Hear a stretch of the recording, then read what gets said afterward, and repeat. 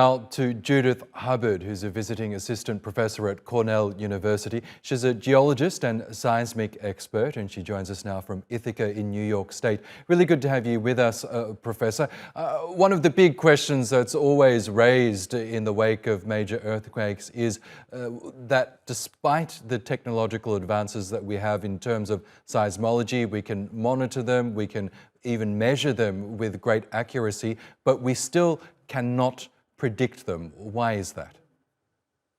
Well, every earthquake scientist wishes, of course, that we could predict earthquakes, but the Earth system is just too complicated. There's thousands of faults. There's motions on all of these different faults, lots of different kinds of rocks under the Earth. And of course, the earthquakes happen at 10 or 20 kilometers depth where we can't really see what's going on.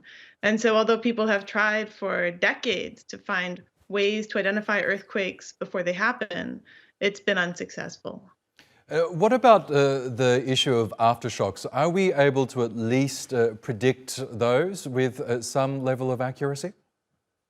We can't predict aftershocks, but we do know that after an earthquake, we're going to see aftershocks, and in some cases, triggered earthquakes, which is something we've already seen with this earthquake. There was a magnitude 7.5 about 9 hours after the initial earthquake triggered on a second fault. And it's possible that we could see more triggering. So right now is a time to be especially careful because we know we'll see more shaking from at least smaller earthquakes. And there remains the possibility of an earthquake of the same magnitude or even larger on another section of the fault. Yes, can I ask you more about that? Because as you say, after the first earthquake happened, 9-10 hours later, we saw another significant one, technically an aftershock, but it was still more than 7 in magnitude. Are we in the clear in terms of another aftershock or earthquake happening of that magnitude in the near future, that is? Absolutely not. I would never say we're in the clear. Every earthquake destabilizes the crustal stresses. And so that means all of the faults are now experiencing new stresses that they've never experienced before, which puts us at higher risk. And what you're seeing on the screen now is, I guess it was an image of Coulomb stress analysis showing how we think those stresses might have changed.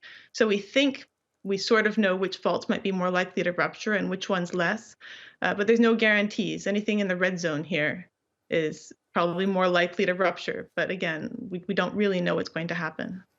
And these latest earthquakes have revived memories of the terrible quake that happened in 1999 in Izmit near Istanbul. We saw more than 17,000 people die in that disaster.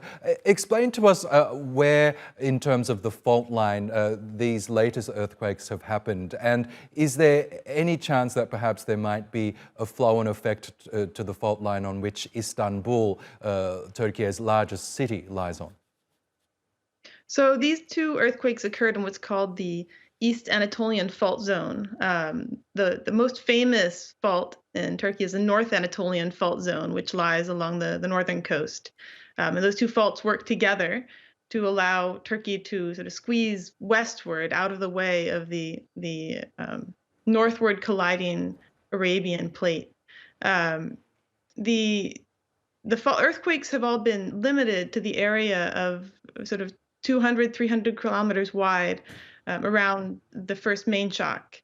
And so I wouldn't expect to see any triggering of earthquakes that are 500 or 600 kilometers away. If there is triggering, it's probably going to be in that same general region.